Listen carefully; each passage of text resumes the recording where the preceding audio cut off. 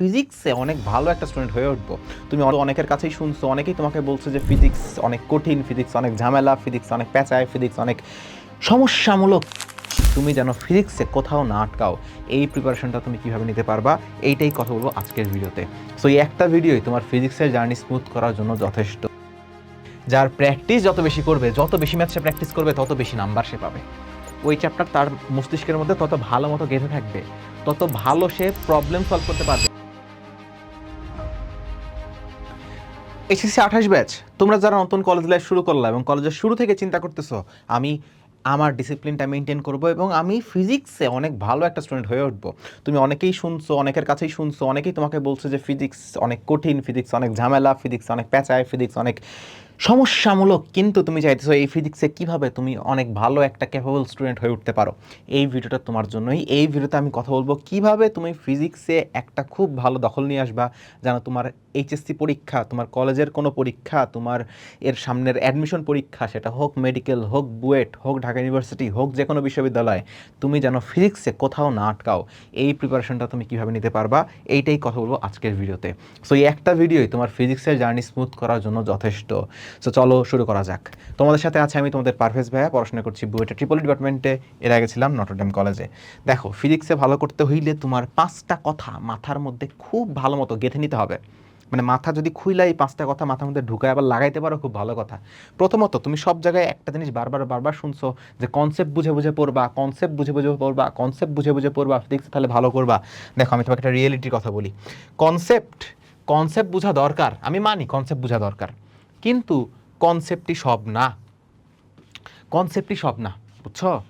একটা খুব সত্যি কথা আমি যদি বলি, একটা স্টুডেন্ট অনেক ভালো ফিজিক্স বুঝে, কিন্তু তুমি দেখবা সে পরীক্ষায় ভালো করতে পারে না।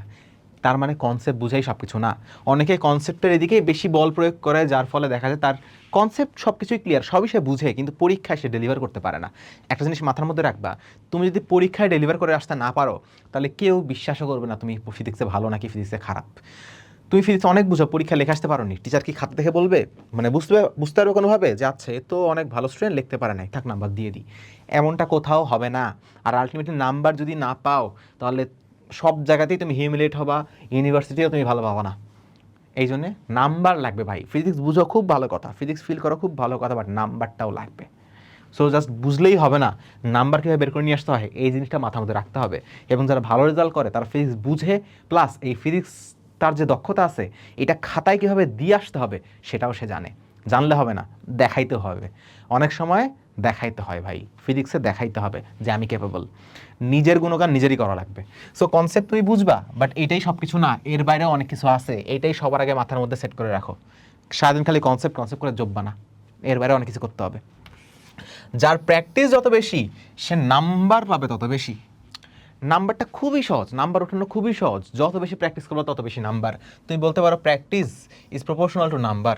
প্র্যাকটিস আর নাম্বার সমানুপাতিক, বুঝছো? বা উল্টা বলা যায়, number is proportional to practice. যদি প্র্যাকটিস বাড়াও তাহলে নাম্বার বাড়বে, অটোমেটিক হবে জিনিসটা অটোমেটিক হবে।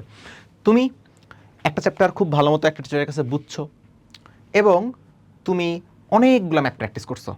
ক্লাসের টিচার হয়তো বা 30টা 40টা ম্যাথ করায়, চেয়ে বেশি তো করাবে না, বা আরও বেশি করালে ধরো একটা চ্যাপ্টার থেকে ধরো 100টা ম্যাথ করালো একটা টিচার, এবং তুমি 100টা ম্যাথ তুমি নিজে করছো, নিজে প্র্যাকটিস করছো, নিজে সময় ধরে প্র্যাকটিস করছো, সলিউশন না দেখে প্র্যাকটিস করছো 100টা ম্যাথ।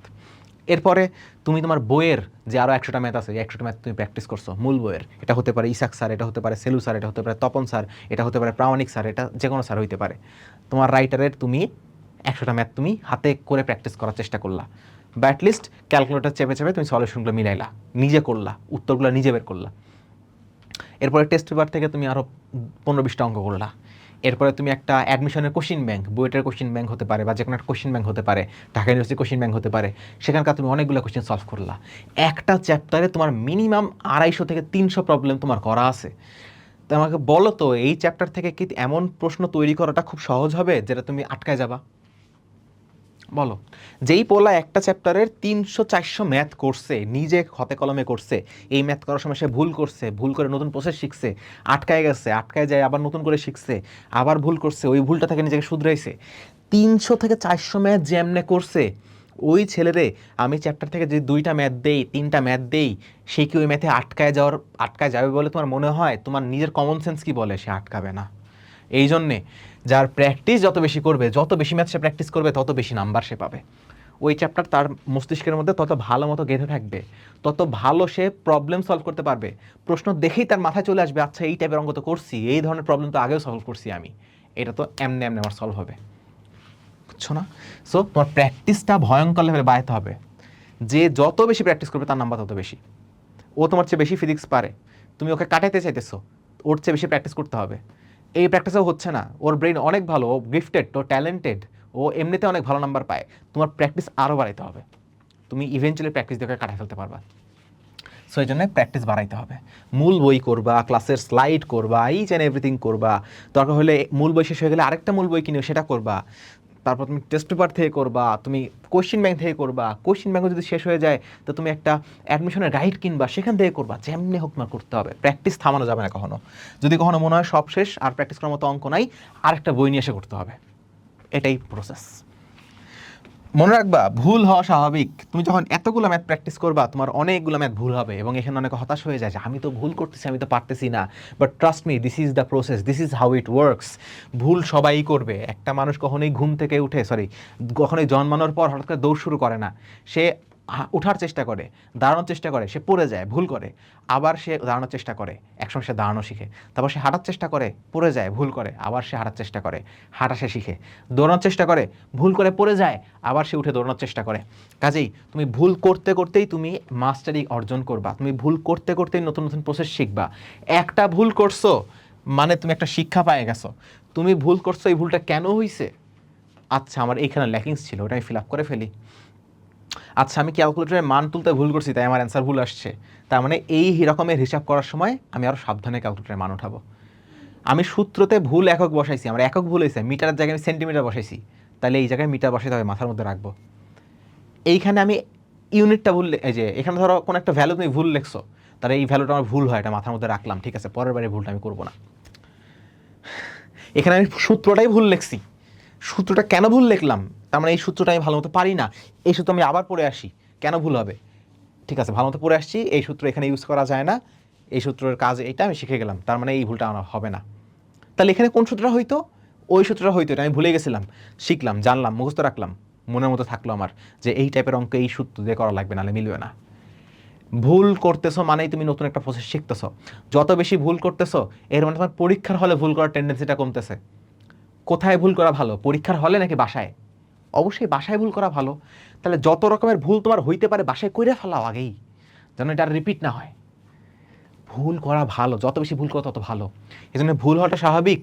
ভুল হলে খুশি হবা যে যা, বাহ ভালো হয়েছে, একটা ভুল করে ফেলছি, তাহলে এই ভুলটার পরীক্ষার হলে হবে না। কত ভালো ভাই, আমি তো খুশি হইতাম ভুল হইলে। আমি খুশি হইতাম না, আমি তখন হতাশ হইতাম, বাট এখন আমি বুঝতেছি ভুল করাগুলো দরকার ছিল। আমি তোমাকে বড় হিসেবে বলতেছি এটা। আটকে যাওয়াও স্বাভাবিক। তুমি অঙ্ক দেখে ভাই ভুল কি, আমি তো অঙ্কই পারতেছি না, এটাও স্বাভাবিক, আমাদেরও হয়, সবারই হয়। বুয়েটে যে ফার্স্ট হয় সেও অঙ্কে আটকে গেছে, বিশ্বাস করো। আমি আর অনেক বুয়েট ফার্স্ট স্টুডেন্ট ছিল, মিথ্যা বলছি, অনেক স্টুডেন্ট ছিল না, 2জন ছিল। একজনকে আগে থেকে চিনতাম, আরেকজনকে আমি মেন্টর করতাম। এদেরকে আমি দেখছি, এরা আমি চোখের সামনে দেখে এরা আটকায় যেত, এরা হতাশ থাকতো, ডিপ্রেস থাকতো। সো তুমি আটকায় যাওয়া স্বাভাবিক জিনিস, কোয়াইট নর্মাল। বাট তোমাকে এই যে আটকায় গেছো, তোমাকে নতুন একটা প্রসেস শিখতে হবে যে ঠিক আছে আমি এই অঙ্কটা করতে পারলাম না, দেখি তো এরা করছে কীভাবে, আচ্ছা এইভাবে করছে, তার মানে এই টাইপের অঙ্কটা এমনে করতে হয়, এমনে করলে আমার অ্যান্সারটা আসবে, বুঝছো? আচ্ছা তাহলে এই প্রসেসটা আছে, এই সূত্র দিয়ে এটাকে বের করা যায়, ওই সূত্র দিয়ে ওইটা বের করা যায়, ও আচ্ছা এইভাবে করা যায়। কমপ্লেক্স প্রবলেমগুলো অনেকে আমাদের ব্রেন ধরতে পারে না, আমি নিজেই তো অনেক সময় প্রবলেম ধরতে পারি না। বাট তোমাকে যখন যখন তুমি দেখতেছো আচ্ছা এটা এই প্রসেসে করা যায়, এই প্রসেসে উত্তর পর্যন্ত যাওয়া যায়, এটা মাথায় রাখতে হবে, মাথায় রাখতে হবে। তাহলে এই টাইপের প্রবলেম আসলে তোমার ব্রেন এখন ক্লিক করবে, আচ্ছা এটা আমি ওই সময় করছিলাম, এটা এইভাবে করতে হয়। পরীক্ষার হলে তুমি ভালো নাম্বার এনশিওর করতে পারবা। সো আটকে যাওয়া স্বাভাবিক, কারণ তুমি আটকে গেলেই বুঝবা যে নতুন একটা প্রসেস, এটা নতুন একটা মেথডে সলভ করে আমি শিখলাম, এটা ফ্যান্টাস্টিক, এটা ফ্যান্টাস্টিক একটা জিনিস। ভুল করা, আটকে যাওয়া খুব ভালো একটা জিনিস। এইটা করতে হবে যত বেশি করা যায়, ভুল হওয়া, আটকে যাওয়া যত বেশি হওয়া যায় তত ভালো। যত বেশি হওয়া তত ভালো। ভুল হলে শিখে নিতে হবে, আটকে গেলে বুঝে নিতে হবে নতুন করে। দেখো, তারপরে রিভিশনের বেস্ট উপায় হচ্ছে প্র্যাকটিস। তোমরা যারা রিভিশনই দাও না, অনেকে তো রিভিশনই দেয় না, বাট রিভিশন তো লাগবে, নাহলে আগের পড়া ভুলে যাবা। অনেকে রিভিশন দেয় কীভাবে, বই উল্টায়, আচ্ছা এই সূত্র আছে, এই সূত্র আছে, এই সূত্র আছে, ওইভাবে কখনো রিভিশন হয় না। ফিজিক্সের রিভিশন মানে তোমাকে অঙ্ক করতে হবে। তুমি যখন একটা অঙ্ক করতে যাবা, একটা অঙ্ক আছে, ধরো একটা অঙ্ক আছে, হ্যাঁ একটা অঙ্ক, কী অঙ্ক দিব, খুবই খুবই বেসিক একটা অঙ্ক দেখিলাম। ধরো ধরো তোমাকে বলছে F সমান সমান 5 নিউটন, আমি মানে একদম 6-7 অঙ্ক দিতেছি বোঝানোর জন্য। F সমান সমান 5 নিউটন, ওজন ভর দেওয়া আছে ধরো 10 কেজি, তোমাকে বলছে ত্বরণ সমান সমান কত। তাহলে তুমি তো জানো যে এটা F=ma দিয়ে করা লাগবে, F=ma এই সূত্র দিয়ে এটা করা লাগবে, এই সূত্র দিয়ে এই অঙ্কটা সলভ করা যাবে। কথা হচ্ছে তুমি যদি এইটা রিভিশন দিতে চাও, তুমি ধরো বই খুলে পড়লা F সমান ma, আচ্ছা রিভিশন হয়ে গেছে, ওইভাবে হবে না। তোমার একটা এরকম অঙ্ক করতে হবে, তুমি এরকম একটা অঙ্ক করবা যে F দেওয়া আছে, m দেওয়া আছে, a সমান সমান কত। তোমার ব্রেইন নিজেকে প্রেশার দিবে যে ঠিক আছে এটা কোন সূত্র দিয়ে করা যায়। তোমার ব্রেইন নিজে ব্রেইন থেকে বের করবে যে F সমান সমান ma, এই সূত্র দিয়ে করা যাইতে পারে।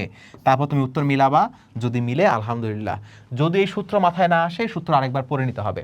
তুমি যখন বই খুলে খুলেই দেখতেছো F সমান ma, F সমান ma, ওটা তো চোখের সামনে আছে, তুমি কি ওটা ভুলে গেছো নাকি তোমার চোখের সামনে দেখে মনে পড়ছে, নাকি তোমার আগে থেকেই মনের মধ্যে ছিল, তুমি তো জানো না। এই সূত্র তুমি ভুলে গেছিলা, বই খুলছো, চোখের সামনে পড়ছে, মনে পড়ে গেছে, তোমার মনে হয়েছে তোমার মনে ছিলই, আসলেই মনে ছিল কিনা তখন তুমি বুঝবা যখন তুমি ওই সূত্র দিয়ে একটা অঙ্ক করে ফেলতে পারবা যে ঠিক আছে ভ্যালু দেওয়া ছিল, আমি নিজে ব্রেনের মধ্যে থেকে সূত্রটা বের করে নিয়ে আসছি, আমার ব্রেনের মধ্যে থেকে আসছে, আমি অঙ্কটা মিলাই ফেলছি, তার মানে এই সূত্রটা আমার ডান, এই সূত্র আমি জীবনেও তার মানে ভুলবো না। এবং তোমার ব্রেন যখন দেখবে যে এই সূত্র দিয়ে আমার অঙ্ক করা লাগতেছে বারবার, তখন তোমার ব্রেন বুঝবে এটা ইম্পর্টেন্ট জিনিস এবং এটা ভোলা যাবে না। ব্রেন এভাবেই কাজ করে, যেই জিনিসটা তার বারবার প্রয়োজন হয়, যেই তথ্য তার বারবার প্রয়োজন হয় সেটা মনে রাখে, যেটা প্রয়োজন হয় না মনে ভুলে যায়। তুমি আজকে সারাদিনে কয়টা বিজ্ঞাপন দেখছো, কয়টা মনে আছে তোমার? তোমার ব্রেনের অপ্রয়োজনীয় মনে হয়েছে, বিজ্ঞাপনগুলো সব স্মৃতি তুমি ভুলে গেছো, তুমি জানোই না কয়টা বিজ্ঞাপন দেখছো, কী কী বিজ্ঞাপন দেখছো আজকে সারাদিনে ফেসবুকে বা টিভিতে বা ইউটিউবে, কোথায়। আর তুমি তোমার মায়ের নাম কখনো ভুলো? কারণ তোমার রিপিটেডলি তোমার মায়ের নাম তোমার প্রয়োজন হয়, তোমার চিন্তা করো, তুমি বিভিন্ন জায়গায় দেখো, তুমি জানো। নিজের নাম কখনো ভুলো? প্রত্যেক দিন তুমি কয়েকশো বার নিজের নামটা বলো, মানুষ তোমাকে বলে, এই জন্যে তুমি ভুলো না। সো যেই জিনিসটা তুমি ব্রেন বারবার ইউজ করবে সেই জিনিসকে কখনো ভুলবে না। সো ইউজ করতে হবে, ইউজ হয় অঙ্ক করলে, ইউজ পড়লে হয় না। ফিজিক্সে বলো এবং ম্যাথেও এটা সত্য, ম্যাথেও এটা সত্য। যদি এই 5টা কথা জাস্ট মাথার মধ্যে রাখতে পারো, বিশ্বাস করো ফিজিক্সে তোমাকে কেউ আটকাতে পারবে না। No one can even touch you. সব কিছু বুঝবা অ্যান্ড এভাবে ধুমায়ে জাস্ট পরিশ্রমটা করবা। Best of luck. তুমি যদি চাও তোমার ফিজিক্সের জার্নিটা আরও সহজ করতে, তাহলে অবশ্যই আমাদের ফিজিক্স ফার্স্ট পেপার কোর্স আছে আমার, নিয়াজ ভাইয়ের এবং রেদওয়ানের, এই কোর্সটা এবং সেকেন্ড পেপারও আছে। যদি চাও যে এই মেথডে যেভাবে তোমাকে আমি গাইড করতেছি এইভাবে তুমি সম্পূর্ণ ফিজিক্স ফার্স্ট পেপার শেষ করবা, সাথে সেকেন্ড পেপারও চাইলে শেষ করতে পারো, তাহলে ডেসক্রিপশন বা কমেন্টে লিঙ্ক দেওয়া আছে, অবশ্যই চেক করে নিও। আমার ডেমো ক্লাস, নিয়াজ ভাইয়ের ডেমো ক্লাস, সবার ডেমো ক্লাসটা চেক করে নিও। ক্লাস ভালো লাগলে ভর্তি হয়েও, যদি আমার কথাগুলো তোমার একটু হেল্প হয় তাহলে কিছুই করতে হবে না, জাস্ট দোয়া করো। আল্লাহ হাফেজ, গুড নাইট, টাটা।